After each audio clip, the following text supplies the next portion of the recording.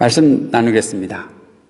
오늘은 Writing Our Faith Story 13번째 시간이고요. 함께 살아가는 믿음이라는 주제로 히브리서 11장 29절에서 31절까지 말씀 나누도록 하겠습니다. 본문 말씀 같이 읽어볼까요? 히브리서 11장 29절에서 31절 말씀 다 같이 읽겠습니다. 시작. 믿음으로 이스라엘 사람들은 홍해를 마른 땅을 지나가듯이 건넜습니다. 그러나 이집트 사람들은 그렇게 해보다가 빠져 죽었습니다.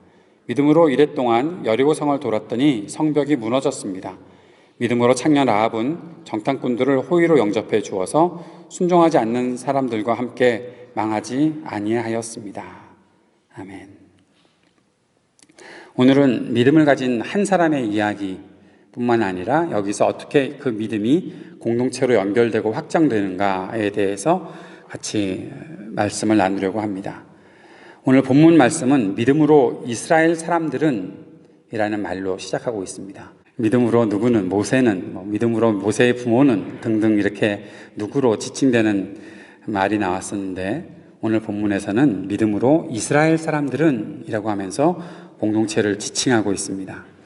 하나님께서는 믿음의 사람들을 이스라엘 백성들 가운데 두셨습니다. 그리고 그 믿음을 통해서 이스라엘이 함께 믿음의 길을 걸어갈 수 있도록 인도하셨습니다. 이스라엘 사람들은 그 말씀을 듣고 믿음으로 유월절을 경험했고, 그렇게 말씀을 듣고 난 이후에 믿음으로 하나님께서 그들을 인도하시는 것들을 경험할 수 있었습니다. 불기둥과 구름기둥도 그들이 하나님께서 우리를 인도하고 계시다라는 사실로 경험했던 것입니다. 그것을 보면서 따라갔었습니다. 믿음으로 그들은 한 분이신 살아계신 하나님 앞으로 또 그 인도하심과 동행하심을 경험하며 하나님의 그 길로, 하나님께서 약속하시고 인도하시는 길로 걸어갈 수 있었습니다. 그들은 홍해를 건넜습니다. 홍해를 건넌 것이 모세 혼자가 아니었습니다. 이스라엘 사람들이 함께 홍해를 건넜지요.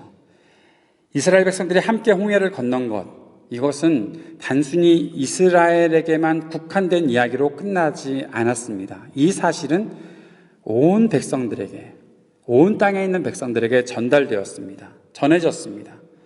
홍해를 건넌 일은 꼭 해외 토픽이 지금 있는 것처럼 당시 모든 나라 사람들에게 전달되었던 것입니다. 사람들이 이스라엘 백성들을 볼 때 저들은 홍해를 건너온 사람들이다. 바다를, 마른 땅을 밟고 건넌 것처럼 건넜던 사람들이다. 그렇게 그들은 이스라엘 백성들을 보게 되었던 것이죠. 그들은 하나님의 백성들이다. 하나님께서 그들의 길을 열어주셨다. 하나님께서 그들을 보호하셨고 하나님께서 그들을 이기게 하셨다. 그들의 정체성은 하나님과 함께하는 백성들이다. 온 세상 사람들이 이스라엘 백성들을 보면서 그렇게 알게 되었던 것입니다. 40년 동안 하나님께서 그들을 인도해 주셨습니다. 만나를 내리시고 먹여주셨고, 메추리를 통해서 고기를 먹게 하셨고, 광야에서 물이 나오게 하셨고, 이 모든 일들을 경험하게 하셨던 하나님의 일을 이스라엘 백성들이 경험하면서 나왔던 것이죠. 그것을 다른 나라 사람들이, 다른 민족들이 알게 되었던 것입니다. 오히려 이스라엘 백성들은 하나님께서 그들을 인도하고 계시다는 사실을 자꾸 잊어버렸잖아요.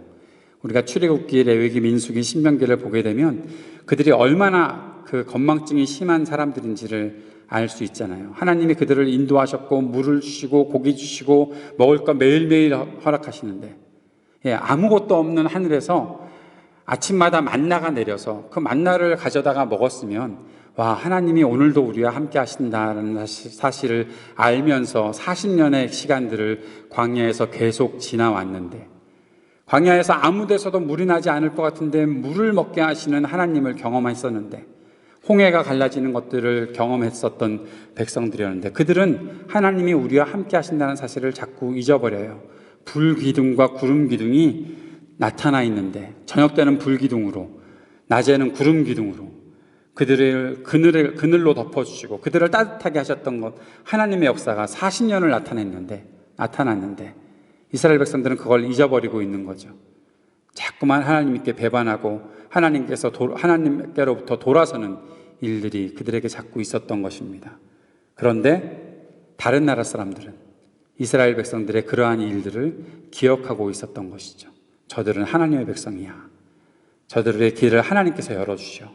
하나님이 저들과 함께 하셔라는 생각들을 할 수 있었다라는 것이죠. 오늘 그 내용들을 살펴보고자 하는 것입니다. 먼저 이스라엘 백성들이 어떻게 홍해를 건너게 됐는지 우리가 한 번 더 살펴보도록 하겠습니다. 하나님께서는 이스라엘 백성들을 인도하시면서 겉으로 보기에는 위기에 처한 상황으로 그들을 몰아가셨습니다. 출애굽기 14장 2절에서 4절까지 말씀을 같이 읽어보도록 하겠습니다. 같이 읽읍시다. 시작.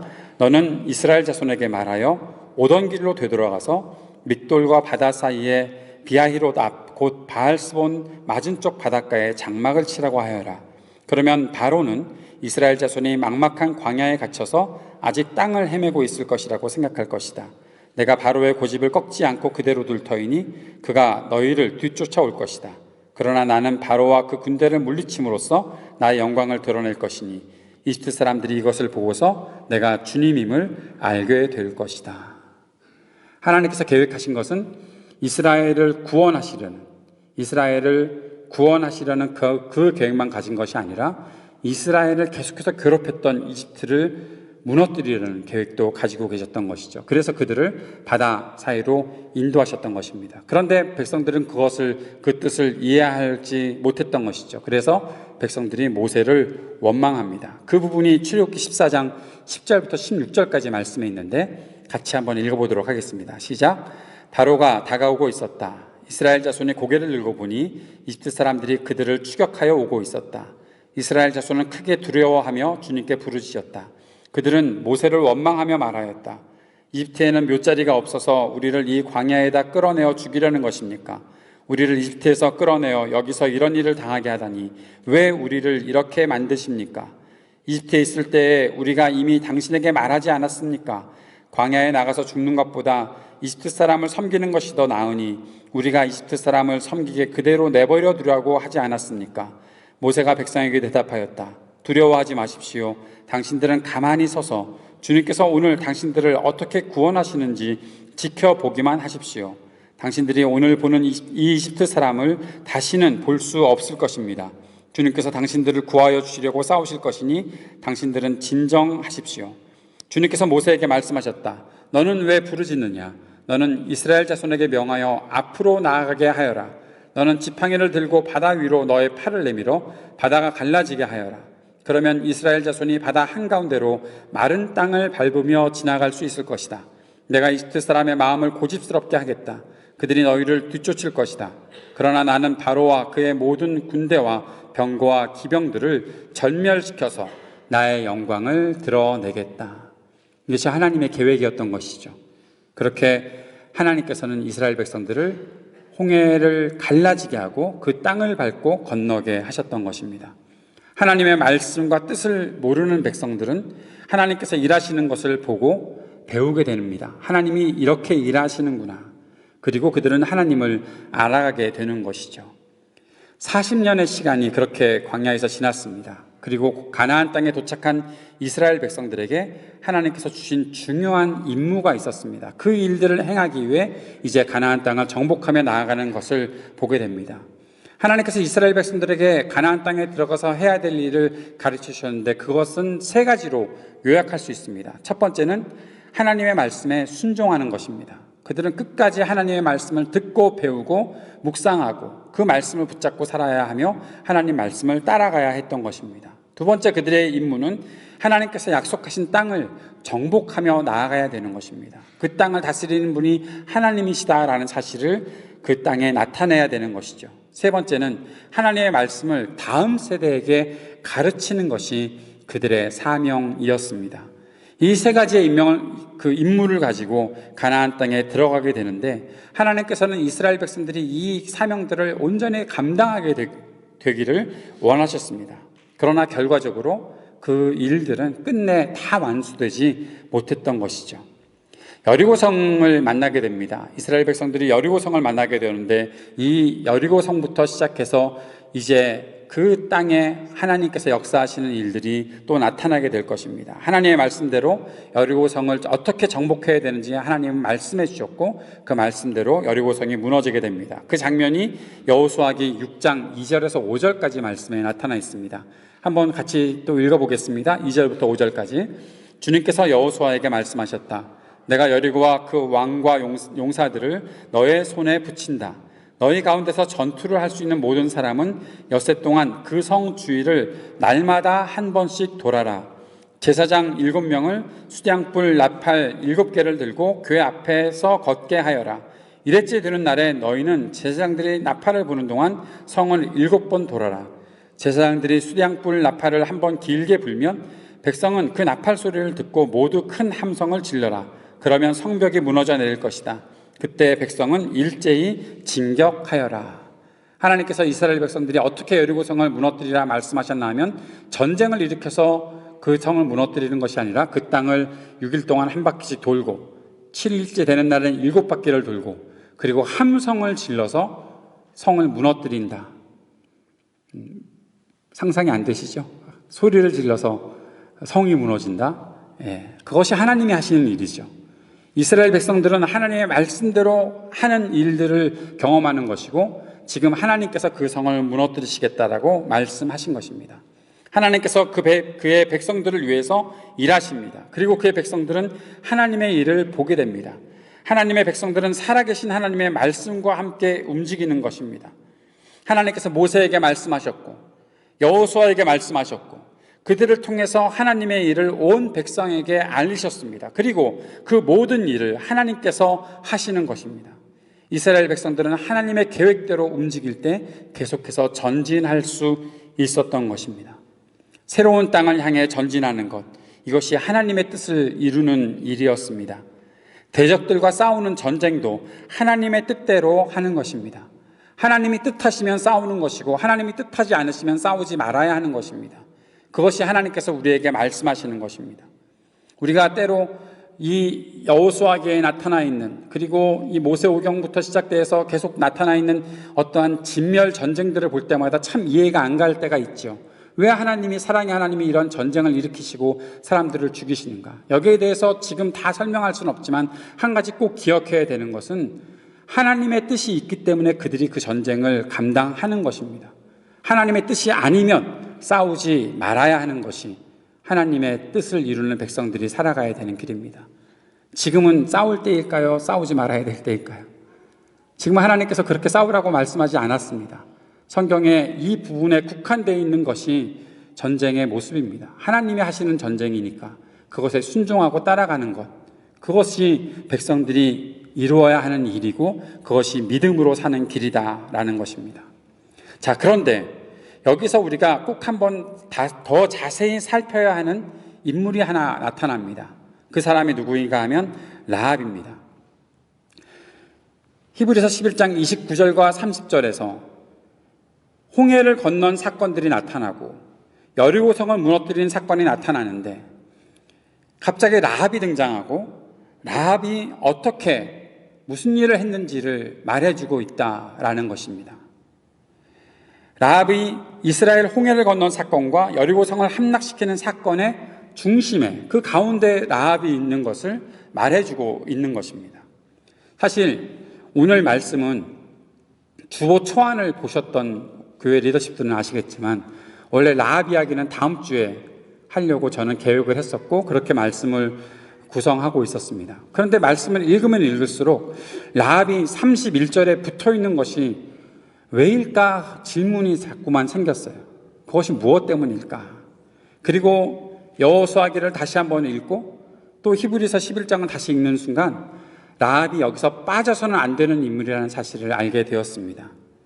오늘 말씀은 공동체에만 집중하려고 했는데 모세와 여호수아에 대한 언급이 아닌 라합이 갑자기 툭 등장하면서 이 일이 앞에 두 사건, 홍해를 건넌 사건과 여리고성을 무너뜨리는 사건의 중심에 이 라합이 굉장히 중요한 인물이다라는 생각들을 하게 된 것입니다. 자, 여호수아기 2장 8절에서 11절에 라합이 등장하고 있습니다. 여호수아기의 초반부에 라합이라는 사람이 등장하는데 그 사람의 일을 한번 읽어보았으면 좋겠습니다. 그 중에 8절부터 11절까지만 함께 읽어볼까요? 정탐꾼들이 잠들기 전에 라합은 지붕 위에 있는 그들에게 올라가서 말하였다. 나는 주님께서 이 땅을 당신들에게 주신 것을 압니다.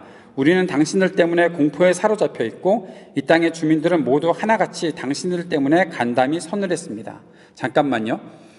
라합에 대해서 잘 모르는 분들이 또 계실 것 같아서 라합을 잠깐 안내해 드리면서 왜 이 이야기를 하고 있는지를 말씀드려야 될 것 같습니다. 라합은 여리고 성에 살고 있었던 창녀였습니다. 그런데 그 여인의 집에 이제 여호수아와 함께 여리고 성으로 진격해 들어오는 이스라엘 백성들이 있었는데, 그 이스라엘 백성들 중에 두 사람을 뽑아서 여호수아가 정탐꾼으로 보냅니다. 여리고 성이 어떠한지를 보고 오라라는 것이었죠. 그런데 그들이 여리고 성을 아주 신나게 돌아다녔던 것 같아요. 그러다가 들켰죠. 여리고 성에 지금 이스라엘 정탐꾼들이 들어왔다라는 정보가 여리고의 왕에게 들어갔고, 그리고 이 사람들이 도망가다가 어디로 도망갔나 하면 라합의 집으로 들어간 겁니다. 창녀 라합의 집으로 들어갔던 것이죠. 거기에 숨어 있었던 것입니다. 그런데 거기에 숨어 있는 것까지도 여리고 사람들은 알고 있었습니다. 그래서 라합에게 거기에 정탐꾼들이 있으니까 잘 붙잡아 두었다가 우리에게 넘겨라, 그렇게 얘기했는데, 라합이 지금 그들을, 정탐꾼들을 보호해 준 거예요. 숨겨준 거예요. 군인들이 찾아왔는데 딴 데로 따돌리고 그들을 지붕 위에 숨겼다라는 사건이 나타나 있는 것이 여호수아기 2장의 초반부에 나타나 있는 사건입니다. 그때 이제 그 정탐꾼들에게 라합이 이야기하고 있는 장면이 8절부터 있었던 것이죠. 그리고 10절 말씀 한번 읽어봅시다. 라합이 얘기하는 것들을 여러분 잘 한번 들어보십시오. 같이 읽읍시다. 시작. 당신들이 이집트에서 나올 때에 주님께서 당신들 앞에서 어떻게 홍해의 물을 마르게 하셨으며, 또 당신들이 요단강 동쪽에 있는 아모리 사람의 두 왕 시온과 옥을 어떻게 전멸시켜서 희생제물로 바쳤는가 하는 소식을 우리가 들었기 때문입니다. 우리는 그 말을 듣고 간담이 선을 했고 당신들 때문에 정신을 잃고 말았습니다. 위로는 하늘에서 아래로는 땅 위에서 과연 주 당신들의 하나님만이 참 하나님이십니다. 라합이 하는 이야기입니다. 라합이 어디부터 알고 있는 거죠? 40년 전의 사건부터 알고 있는 거예요. 이스라엘 백성들이 어떻게 존재하고 있는 백성들이다. 그들이 이집트에서 있었던 사람들인데 밖으로 나왔고, 그들이 이집트에서 탈출해서 지금 여기까지 오는 동안에 있었던 일들을 자세히 알고 있었던 것입니다. 그들이 해왔던 일들을 알고 있었던 것이죠. 그런데 라합만 알고 있었던 것은 아닌 것 같아요. 그 땅에 있었던 라합이 지금 우리는이라고 말했던 사람들, 바로 여리고에 있는 사람들이 다 알고 있었던 것을 보게 되는 것이죠. 아까도 말씀드렸던 것처럼 이스라엘 백성들은 하나님께서 그들을 불기둥, 구름기둥, 만나, 메추라기, 또 뭐 등등 물로 여러 가지로 광야에서 옷도 헤어지지 않게끔, 그들의 신발이 헤어지지 않게끔 그들을 인도하셨는데, 그들은 항상 불평과 불만으로 가득 차 있었고, 이스라엘 백성들은. 그런데 다른 나라 사람들, 지금 여리고에 있는 사람들, 라합을 비롯한 여리고에 있는 사람들은 하나님이 두렵고 이스라엘 백성들이 두려워서 지금 간담이 서늘해져 있고 그들과 어떻게 맞닥뜨려 싸울 것인가를 걱정하고 있었다라고 말하고 있는 것입니다. 사랑하는 여러분, 사람들이 하나님을 알고 있는데 하나님께 어떻게 나아가는 길을 찾을까 그렇게 고민하고 있는데, 하나님의 백성들이라는 사람들은 지금 그것을 잘 모르고 있다? 뭔가 문제가 있는 것 아니겠습니까? 자, 광야에서 40년 지나면서 또 하나 이스라엘 백성들에게 있었던 그들의 모습들을 우리가 한 가지만 생각해 보아야 합니다. 이집트에서 나왔던 1세대들은 광야에서 다 죽었습니다. 지금 가나안 땅으로 들어가는 여리고성을 정복하기 위해 나아가는 사람들은 여호수아와 갈렙이라는 두 사람, 1세대 사람, 이집트에서 나올 때 있었던 사람들, 이 두 사람만 빼놓고는 다 광야에서 태어나서 광야에서 자란 사람들입니다. 그래서 여호수아기를 묵상하다 보면 그들이 할례도 다시 받는 장면들이 나타나 있어요. 그들이 광야에 살면서 할례 받은 적이 없었기 때문에 할례를 받아야 하는 그런 장면까지도 나타나 있는 것을 보게 됩니다. 이 세대가 가나안 땅에 들어가게 되었습니다. 그래서 우리가 성경에 창세기, 출애굽기, 레위기, 민수기, 그 다음에 나오는 성경이 뭐예요? 신명기는 영어로 드우테로노미라고 하잖아요. 그 말이 무슨 뜻이라고 전에 말씀드렸는데 두 번째 주는 계명이에요. 두 번째 주는 계명. 그래서 신명기를 읽다 보면 앞에 다 했던 말을 왜 자꾸 하시지? 출애굽기, 레위기, 민수기에서 있었던 말인데 왜 또 신명기에 또 나오지? 성경을 왜 이런 식으로 쓰지? 그런 생각이 들 때가 있을 거예요. 근데 왜 두 번 줍니까? 이 사람들은 잘 모르는 일들을 다시 기록해서 주고 있는 것이 신명기이기 때문에 그런 거예요. 새로운 세대에게 주고자 하는 그런 말씀이라는 거죠. 그만큼 이스라엘 백성들은 하나님께서 함께 하시는 것들을 경험하고 자라왔음에도 불구하고 지금 그들의 기억 속에 하나님께서 함께 계시지 않은 것 같은 느낌이 들어요. 그들 입장에서 말이죠. 그런데 누가 알고 있어요? 라합이 알고 있어요. 하나님이 하셨던 일들을 알고 있어요. 이스라엘 백성들이 어떻게 지금까지 왔는지를 그들이 여리고 사람들이 라합이 알고 있었던 것입니다. 라합은 어떤 사람인가 하면 창녀였습니다. 성경은 아주 지속적으로 라합을 창녀라고 말합니다. 라합이 되게 기분 나쁠 것 같아요. 나 창녀 그만둔 지 오래됐는데, 그런데 히브리서에도 창녀 라합은이라고 말하고 있어요. 어떤 의미에서 창녀라고 말하고 있는지 잘 모르겠어요. 예전 개역 한글 거기에 보면 기생이라고 나와 있으니까 한국 사람들이 예전에 개역 개정이나 개역 한글 같은 것을 읽다가 보면 기생 그러면 갑자기 머릿속에 황진이가 떠오르고 장록수가 떠오르고 그럴지 모르겠어요. 어떤 그런 사람들 뭡니까 논개 그런 사람들 떠오를지 모르겠어요. 근데 그렇게 고급스러운 기생이 아니에요. 성경에 말하고 있는 이 창녀라는 지칭은 그냥 몸 파는 여자예요. 그런데 라합이 이스라엘의 소식을 알고 있었어요. 라합이 이스라엘의 소식만 안 것이 아니라 그 일을 이루시는 하나님을 알고 있었어요. 하나님이 그들과 함께 하셨고 하나님이 함께 계시는 백성이기 때문에 우리가 두려웠고 우리는 어떻게 살아야 하지라는 그런 고민을 하고 있다라고 말하고 있는 거죠. 사랑하는 여러분, 히브리서 11장에서 홍해와 여리고 사건을 말하고 그 두 사건의 중심에 있는 일들, 그 일에 가장 중요한 역할을 했던 사람을 라합이라고 보고 있는 거죠. 그것은 무척 큰 의미가 있는 것이라 생각하게 됩니다. 홍해에서 일어났던 하나님의 일을 알고 있었고 앞으로 여리고에서 있게 될 하나님의 일을 연결시키는 중요한 인물로 라합이 존재하고 있는 것입니다. 히브리서 11장 31절 말씀 다시 한번 우리가 읽어봅시다. 이 말씀을 다시 한번 읽어보겠습니다. 시작. 믿음으로 창녀 라합은 정탐꾼들을 호의로 영접해 주어서 순종하지 않은 사람들과 함께 망하지 아니하였습니다. 여기에 순종하지 않은 이라는 말은 믿지 않은 이라고도 번역할 수가 있는 거예요. 그런데 이 31절 말씀을 통해서 우리는 중요한 두 가지 사실을 보게 되는 것입니다. 첫 번째, 라합에 대해서 생각해 보게 되는 거죠. 라합에게 앞에 붙어 있는 이 라합의 그 직업이었던 창녀라는 것, 그것이 라합의 인생과 라합의 정체성을 방해하지 않습니다. 그렇게 사람들이 그를 부르고 있을 때 라합은 창녀였대 라고 부르는 그 호칭이 그렇게 사람들이 불러가는 것이 라합의 정체성을 방해하지 않는다는 거예요. 라합은 믿었고 순종했고 변화되었고 하나님의 영광의 일에 참여하는 사람이 되었어요. 이 모든 일을 하나님께서 라합을 통해서 이루어 가실 때 그가 가지고 있었던 다른 호칭들, 그가 이전에 있었던 일들, 그의 이전 직업이나 그의 이전의 모습들이 그 하나님의 일들, 한 사람을 변화시키고 하나님의 영광에 참여하게 하는 일을 방해하지 못했다라는 것입니다. 하나님의 백성이 되는 길을 막을 수 있는 길이 없었습니다. 그래서 아마 히브리서 기자는 의도적으로 라합을 창녀라고 말했을지 모르겠어요. 믿음을 가지고 있는 사람에게 어떠한 것도 방해할 수 없다라는 것입니다. 라합은 분명히 변화된 삶을 살았습니다. 이스라엘 백성이 하나님의 백성이 되었습니다.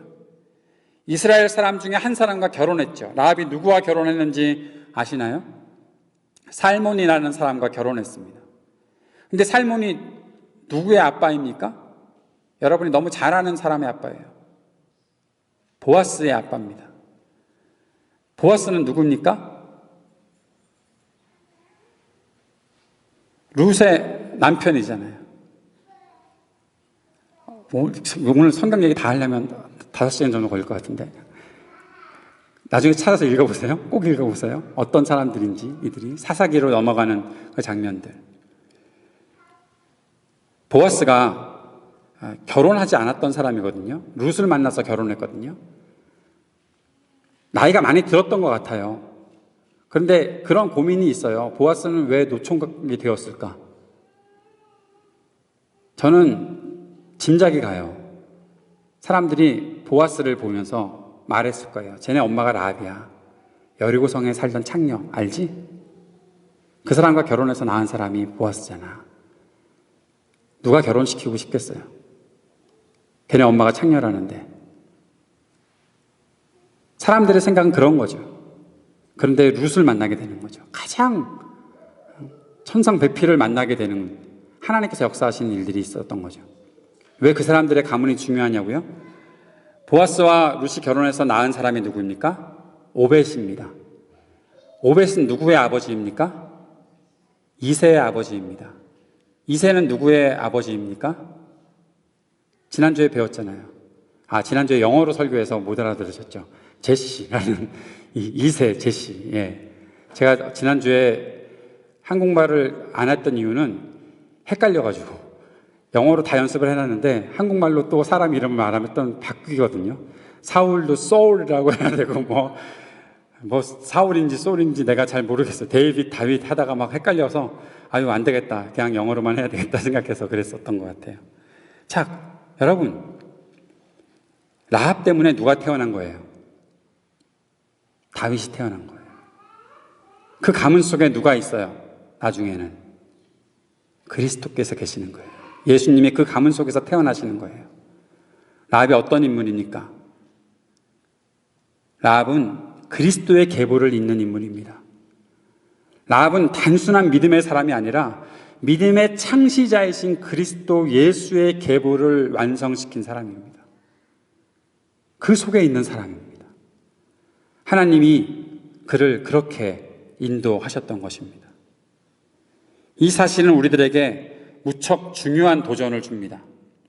변화되기 위해서, 내 삶을 바꾸기 위해서 내가 알고자 하고 내가 알게 된 일을 따르고 실천하고 그리고 배우고 순종하며 그 일들을 전하는 사람이 되면 하나님께서 그의 길을 복된 길로 인도하실 뿐만 아니라 그를 통해서 복의 통로의 길을 여시고 수많은 사람들이 하나님의 복 가운데로 들어올 수 있는 일을 만들어 주신다. 그것입니다.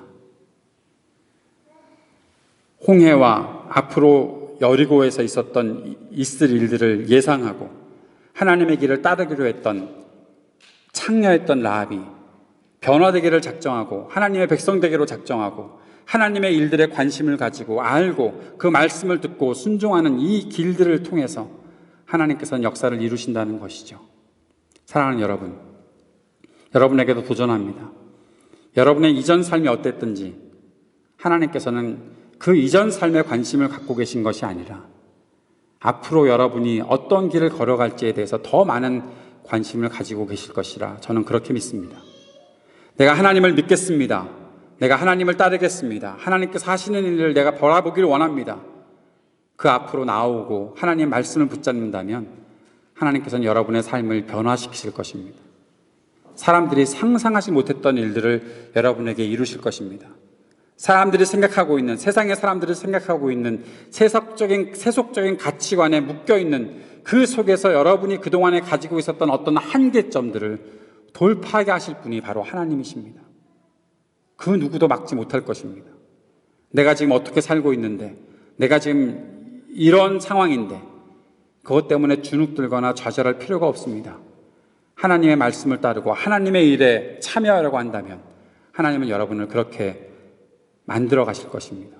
라합처럼 변화되게 하실 것입니다. 그 사실을 믿고 주님 앞으로 나오는 여러분 되었으면 좋겠습니다. 두 번째 생각해 볼 것이 있습니다.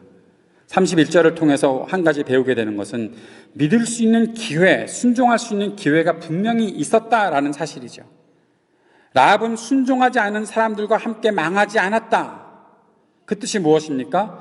라합과 같이 살아남을 수 있는 기회가 여리고 사람들에게도 있었다라는 것입니다. 라합은 자기의 가족들을 살려달라고 말합니다. 우리 아버지, 어머니, 우리 가족들 다 살려달라고. 그래서 약속을 받고 그 가족들은 다 살아났습니다. 여리고성이 무너질 때, 모든 것들이 진멸될 때 그 속에서 살아남게 하나님께서 역사해 주셨습니다. 이스라엘 사람들은 여리고성을 향해 진격해 들어가면서 말했습니다. 라합의 집안에 있는 사람들은 다 살려두어라.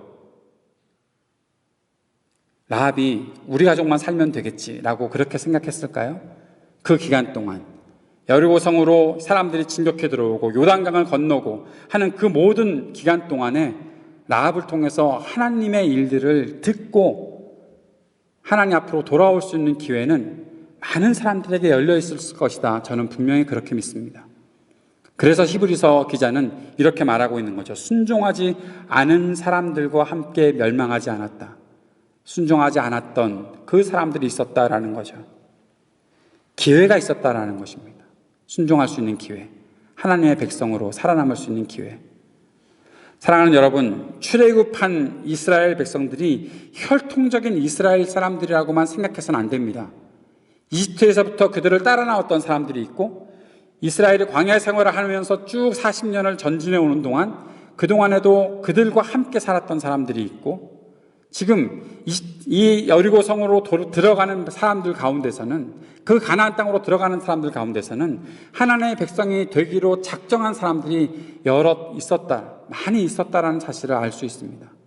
그것은 아브라함 때로도 거슬러 올라갑니다. 아브라함이 움직일 때, 아브라함이 살아갈 때, 아브라함의 가족들만 있었던 것이 아니라 그들과 함께 있었던 사람들, 그리고 아브라함을 존경하고 아브라함의 믿음을 따르기로 작정한 사람들, 그 사람들은 출신 여하를 막론하고 다 아브라함의 자손들로, 아브라함의 가족들로 초대받았다라는 것이죠.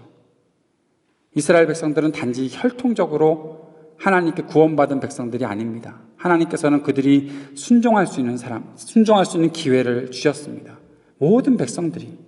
그것이 우리가 구약을 통해서 배우는 하나님의 백성의 역사라는 것입니다. 사랑하는 여러분, 그래서 우리는 기억해야 합니다. 믿음이라는 것은 혼자만을 위하는 것이 아니다. 믿음은 사람들과 공유하는 것이다. 모든 사람들에게 믿음과 순종의 기회가 분명히 있다라는 것을 기억해야 하는 것이죠. 요한복음 4장에 사마리아 수가성의 여인 이야기가 나오지요. 아마 요한복음을 공부했으니까 여러분 다 공부하셨을 것이라 생각합니다. 그 여인은 사람들로부터 눈총받던 여인이었습니다. 여러 남자와 함께 살아가고 있으면서 사람들에게 욕먹던 여인이었습니다. 그래서 사람들 만나기 싫었습니다. 난 12시에 물 길러 갔던 것은 그래서였습니다. 그런데 그 여인이 메시아를 만났습니다. 예수님을 만났습니다. 그리스도를 알게 되었습니다. 그런데 그리스도를 만난 이후에 여인이 변했습니다. 바뀌었습니다. 자기 동네에 들어가서 큰 소리를 외쳐서 내가 지금 그리스도를 만났다. 나의 모든 일을 알고 있는, 내가 그동안 했던 일들을 다 알고 있었던 그리스도를 만났다라고 사람들에게 전했습니다. 저는 이 여인을 통해서도 이러한 생각을 하게 됩니다. 예수님을 만나고 복음을 알게 되면 사람이 침착해지지 않는다라는 거예요. 사랑하는 여러분, 예수님을 알게 되고 복음을 만나고 그 안에서 거듭나고 변화된 삶을 시작하게 되면 절대 침착하게 살 수 없습니다. 왜냐하면 복음이 우리의 가슴을 뛰게 하기 때문입니다. 예수님이 내가 살아있다는 사실을 알게끔 하시고 그렇게 내 속에서 움직이시기 때문입니다. 내가 예수 그리스도를 알고 있는데, 내가 복음을 알고 있고 그 복음의 세계에 들어와 있는데 나는 너무 잔잔하게 내 삶의 어떠한 내 마음의 평화, 그 평화를 누리는 것은 있죠. 근데 그 평화의 물결이 점점 차고 흘러 넘치게 된다는 것입니다. 예수님을 알게 되면 내가 살아있다는 그 경험을 사람들에게 알리고 싶어집니다. 말씀을 나누는 것에 에너지를 얻습니다. 믿음은 그렇게 함께 나누는 것입니다. 믿음은 함께 하는 것입니다. 사랑하는 여러분, 하나님께서 하시는 일은 누군가 한 사람을 위해서 하시는 일이 아닙니다. 한 사람 구원했다, 그것으로 끝나는 일이 아닙니다. 하나님의 역사는 한 사람에게 시작되지만 한 사람에게 머물지 않습니다. 공동체에 임하게 되고 그것은 온 세상에 영향을 미치게 되는 것입니다. 하나님의 말씀과 역사는 한 사람을 위한 것처럼 시작되지만 한 사람을 위한 것으로 머물지 않는다라는 것입니다. 하나님의 말씀과 역사는 그 결과가 공동체를 통해서 나타나게 됩니다. 그리고 온 세상을 위한 영향력으로 나타나게 된다는 사실을 우리는 알게 됩니다. 어떻게 그것이 공동체에 영향을 끼치게 될까요? 믿음이 어떻게 공동체를 움직이게 될까요? 공동체가 어떻게 하나된 믿음과 마음을 갖게 될까요? 함께 배우고 함께 나누고 함께 기억하게 되는 것을 통해서 공동체에 영향을 끼치게 된다. 무엇을요? 하나님의 일, 하나님의 말씀, 그것을 함께 배우고 경험하며 함께 그 속에서 가졌던 지식을 나누고 함께 마음에 새기는 일들, 그것을 통해서 기억하게 될 때 공동체는 하나된 믿음을 가지고 살아갈 수 있게 된다라는 것입니다. 그래서 배움이 무척 중요합니다. 자칫 내가 배우는 것이 나를 만족시켜주는 것이다 라고만 생각하고 있으면 그것은 도리어 이기적인 생각들을 갖게 하고 이기적인 욕망에 이용되는 것밖에 되지 않습니다. 그러나 하나님께서 우리에게 주시는 말씀의 가르침들은 우리를 결코 이기적인 사람으로 살게 내버려 두지 않습니다. 형제자매 여러분, 하나님께서 주시는 말씀을 묵상하고 하나님 말씀대로 살아가려고 하는 이 노력 속에 우리가 꼭 가지고 있어야 되는 생각은 무엇인가 하면 나 혼자만 옳은 생각을 하면서 살아가는 것이 아니라는 사실을 인정해야 되는 것이고, 나만 옳은 것이 아니라 서로가 함께 하나님 앞에 옳은 길을 향해 가야 되는 그러한 가능성이 있고 또 그러한 기회가 있고 또 그렇게 해야 한다는 사실을 알게 되는 것입니다. 그래서 우리는 서로의 생각들을 가지고 서로 소통하고 서로를 통해서 함께 배울 수 있어야 하는 것이죠. 우리가 배워나가는, 계속해서 배우고 있는 하나님의 말씀을 나눌 수 있어야 된다는 것입니다. 내가 말씀을 묵상하는 것도 혼자서의 묵상과 적용에 멈추는 것은 바람직하지 못합니다. 그것을 가지고서 서로 공동체 안에서 나눌 수 있어야 하는 것이죠. 누구를 가르치기 위한 나눔도 필요하지만 내가 묵상하고 깨달은 것이 정확한 것인지 바른 것인지를 알기 위해, 점검하기 위해 나눔이 필요한 것입니다. 나의 묵상이, 나의 나눔이 또한 누군가에게 필요한 것을 채워줄 수 있는 것이 될 수도 있기 때문에 그러한 유익의 기회를 얻기 위해 우리는 나눔의 기회를 계속해서 가질 수 있어야 한다는 것이죠. 그런데 이러한 배움은 한 번으로 끝나지 않습니다. 하나님의 말씀을 배워나가는 일은 한순간으로 끝나는 한 번의 사건이 아닙니다. 반복되어야 합니다.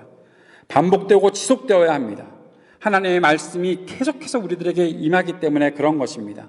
하나님은 한 번 나를 만나주시고 너 내가 만나줬으니까 됐지? 이제 잘 살아. 그렇게 끝나시는 분이 아닙니다. 계속해서 말씀하시는 분입니다. 똑같은 말씀도 계속해서 우리들에게 깨닫게 하시고 자꾸만 반복하게 하십니다. 성경처럼 자주 읽는 책은 아마 세상에 없을 것 같아요. 여러분, 성경 한 번 읽었다고 끝내서는 안 됩니다. 성경은 수십 번, 수백 번이라도 읽을 수 있는 가치가 있는 책입니다. 여러분의 평생에 성경을 몇 번이나 읽을 수 있을까요? 여러분, 계속 읽으십시오. 얼마나 몇 번을 읽었느냐가 중요한 것이 아니라 계속 읽어야 하는 것입니다. 계속 읽고 또 읽고 또 읽고 공부하고 또 공부하고 반복하고. 왜냐하면 이 말씀을 주신 분이 하나님이시잖아요. 살아계신 하나님이 나에게 말씀하셨다면 어떤 이유가 있어서 말씀하신 것일 테니 그 하나님의 말씀을 듣고 묵상하고 반복하고 내 마음에 새기는 일은 계속해서 해나가는 일이다라는 것입니다. 그런데 이것을 함께 해나가면 엄청난 힘이 생긴다는 것을 보게 됩니다. 우리는 때로 기억하는 것이 어렵다고 생각하게 되죠. 이 2019년도 후반기로 접어드는 이때에 하나님께서 제게 주시는 한 가지 부담이 있는데 저는 계속해서 아니겠죠 주님, 아니겠죠 주님 하고 있는 것이 있습니다. 뭔가 하면 성경 암송에 대한 부담이에요. 하나님은 저한테 자꾸 너 AMS 반석교회가 성경 암송하는 교회로 만들어야 되지 않겠니라고 도전하시는 것 같아요. 근데 제가 싫거든요. 성경 암송하는 거 힘들다는 거 알거든요. 그런데 여러분, 기도 많이 하시고 준비하셔야 될 것 같습니다. 아무래도 하게 될 것 같습니다. 아니면 시작하기 전에 빨리 졸업하고 떠나든지 둘 중에 하나를 택하십시오. 언제 제가 하자 그럴 수도 있습니다. 2020년 위기의 해입니다. 그런데 이 기억하는 게 있잖아요. 함께하면 기억하게 됩니다. 성경 암송을 못한다고 작정하셨던 분이 계셨거든요. 못한다고 작정했던 분이 있습니다. 자기는 어렸을 때 연탄가스를 맞았대요. 그 이후에 뇌의 기능이 좀 이상해서 외워지지 않는데요. 그러니까 나한테 외우라는 소리 하지 말라고 하시더라고요. 그런데 그분이 제자훈련을 34주를 마친 날 졸업식 때 앞에 나가서 주제별 성경 암송 69절을 다 외우셨어요. 함께 하니까 되더라고요. 그런데 쉽지 않아요. 어려워요. 사랑하는 여러분, 함께 하면 기억할 수 있습니다. 그래서 공동체가 중요한 것입니다. 꼭 기억해야 되냐고요? 예, 그래야 합니다. 하나님의 말씀은 마음에 새기고 살아가는 것입니다. 하나님이 말씀을 돌에 새겨 주셨잖아요. 저는 그것을 한 가지 사인이라고 생각합니다. 돌에 새겨 주셨다는 것. 안 통하네. 이건 유머가. 보셔야 되는데. 자, 하나님이 말씀 어디다 새겨 주셨다고요? 돌에 새겨 주셨다. 돌에 새겨 주셨으니까. 그런데 그 이후에 하나님께서 우리의 마음에 새기라고 말씀하셨으니까 마음에 새기고 살아야 하는 것입니다. 기억하지 못했던 이스라엘의 백성처럼 살아서는 안 됩니다. 기억했던 라합처럼 살아야 하는 것입니다.